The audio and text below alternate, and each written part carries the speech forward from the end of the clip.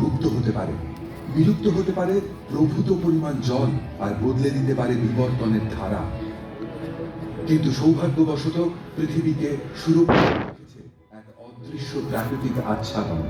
এই দৃশ্য পৃথিবীর চৌম্বক ক্ষেত্রের এক মানুষ চিত্র। পৃথিবীর কেন্দ্রে লৌহের উপস্থিতি পৃথিবীর চৌম্বক ক্ষেত্র সৃষ্টির কারণ, আর তাই পৃথিবী যেন এক অতিকায় চুম্বক, কাউকে করে আকর্ষণ, আবার কাউকে বিকর্ষণ। এই চৌম্বক ক্ষেত্রের আচ্ছাদনই পৃথিবীকে সৌর ঝড়ের প্রভাব থেকে রক্ষা করে। এই ঝড়ের কিছু কোথায় চলে যায় ভেদ করে পৃথিবীর উত্তর ও দক্ষিণ মেরুতে জমা হয়, আর সৃষ্টি করে চমকপ্রদ কম্পমান আলোর পর্দা, যার নাম মেরু প্রভা। সৌর বাতাস আর সৌর ঝড়ের আয়নিত কণার সঙ্গে আবহমণ্ডলের উপরিভাগের গ্যাসের সংঘাত ঘটে এবং বায়ুমণ্ডল উজ্জ্বল হয়ে সুমেরু প্রভা সৃষ্টি করে।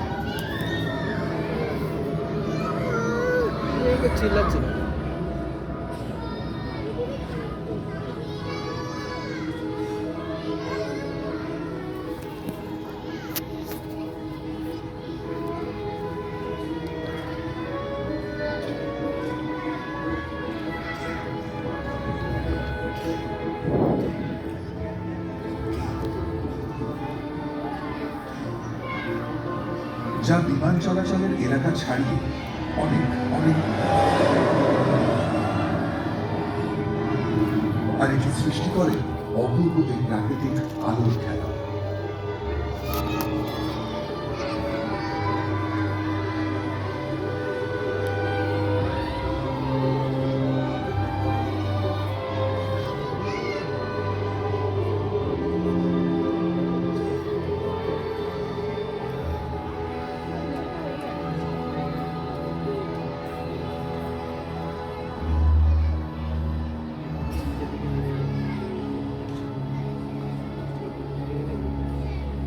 কিন্তু সব সংঘর্ষই সুন্দর আর বিপদমুক্ত নয়। এমনই এক ভয়াবহ সংঘর্ষ পৃথিবীর জীব বিবর্তনের গতিপথকে দিয়েছিল বদলে। সৌরমণ্ডলে একটা গ্রহাণুপুঞ্জের এলাকা, যারাও প্রদক্ষিণ করে চলেছে সূর্যকে। গ্রহাণু হলো পাথর আর ধাতব খণ্ড।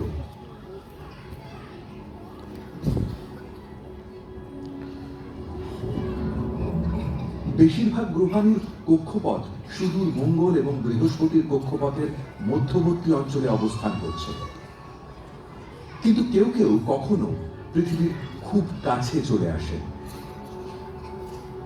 এই সম্ভাবনা 10 লক্ষে একবার, যখন কোনো বিশাল গ্রহাণু পৃথিবীতে আছড়ে পড়ে। তবে 6.5 কোটি বছর আগে এই ঘটনা ঘটেছিল।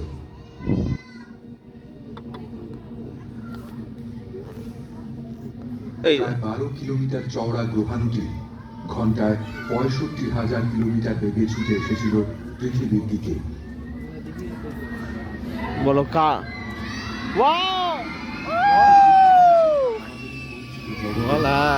সেখানে ছিল না মানুষের অস্তিত্ব। এই গ্রহ ছিল অতিকায় বিচরণ। তুই তো এলিয়েন।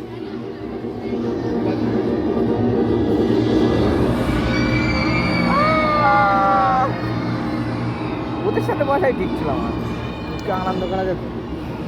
গ্রহাণুটি আছড়ে পড়েছিল আজকের মেক্সিকো।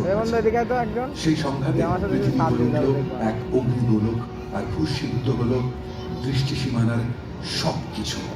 বাষ্পীভূত মাটি আর পাথর প্রচন্ড বিস্ফোরণে দাদা জোর করেছিলেন পাথর বৃষ্টি হয়ে নেমে এলো, আর উত্তপ্ত হলো আবহমণ্ডল। থাকলো পৃথিবী পৃষ্ঠে অবিরাম। গ্রাস করলো আগুন, আর এই পরেই পুকুর তৈরি হয়েছে। অগ্নিকুণ্ড, তাপমাত্রা ছাড়িয়ে গেল 300 ডিগ্রি সেন্টিগ্রেড। আবহমণ্ডল ছেয়ে গেল ধোঁয়া আর ছাই। 6 মাস অন্ধকারে ঢেকে রইল পৃথিবী।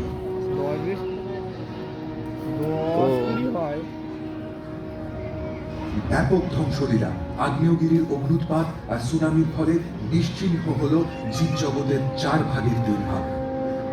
ডাইনোসর যুগ বেঁচে রইল শুধু জীবাশ্মে। বাবা তাহলে এইটা যদি না হতো তাহলে কতটা এখনো কিছু জীব ছিল। ডাইনোসরের বিবর্তনে উদ্ভব হলো আজকের পাখিদের, কিছু স্তন্যপায়ী টিকে রইল বিবর্তনের পথে বিকশিত হতে। তবে গ্রহাণুর এই সংঘর্ষ না ঘটলে পৃথিবীর মাটিতে হয়তো হাঁটা হতো না মানুষের। এমন সংঘর্ষ কিন্তু আবার ঘটতে পারে।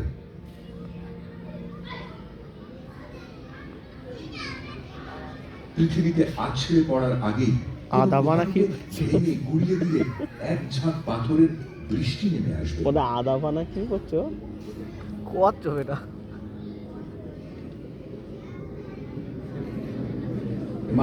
এই মালটা ঘুরছে যেন, দেখ রাজু তো বড়টা। দেখ এই মালটা যেন ঘুরছে। আমরা যেটা বসেছি সেই সিটটা যেন আমি তো ঘুরছে। বলছি তোমার ঘুরছে নাকি। কোনো মহাকাশযানকে যদি একটা গ্রহাণুর দিকে পাঠানো যায়, তাহলে মহাকাশযানের সামান্য মাধ্যাকর্ষণ গ্রহাণুর কক্ষপথে যথেষ্ট পরিবর্তন ঘটিয়ে তার গতিপথকে বদলে দেবে। এই পদ্ধতি হয়তো সময় সাপেক্ষ, কিন্তু সময় ধীরে ধীরে বদলে দেবে গ্রহাণুর কক্ষপথ। অবশেষে তার গতিপথ সরে যাবে শত শত কিলোমিটার।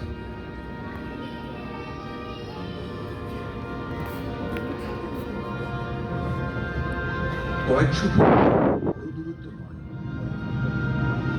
কিন্তু পৃথিবী হবে বিরাট।